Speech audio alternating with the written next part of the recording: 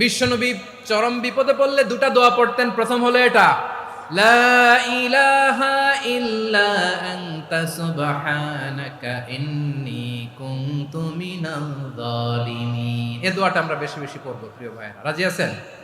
সবাই আওয়াজ করে পড়ুন ইনশাআল্লাহ। আমার প্রিয় ভাইয়েরা, বিপদে পড়লে বিশ্বনবী আরো একটা দোয়া পড়তেন, লা ইলাহা ইল্লাল্লাহুল আযীমুল হালিম, লা ইলাহা ইল্লাল্লাহু রাব্বুল আরশিল আযীম, লা ইলাহা ইল্লাল্লাহু রাব্বুস সামাওয়াতি ওয়াল আরদি ওয়া রাব্বুল আরশিল কারীম। এই যে বললাম, রেকর্ড হয়ে গেছে। এখন তো আর ইনস্ট্যান্ট মুখস্থ না হলো, পরে মুখস্থ করে নেবেন। আল্লাহ ছাড়া কোনো উপাস্য নাই, তিনি সুমহান, মহা সহিষ্ণু। আল্লাহ ছাড়া কোনো উপাস্য নাই, তিনি সুমহান, আরশের অধিপতি। আল্লাহ ছাড়া কোনো উপাস্য নাই, তিনি আকাশের মালিক, জমিনের মালিক, তিনি সুবিশাল আরশের অধিপতি। সুবহানাল্লাহ পড়েন।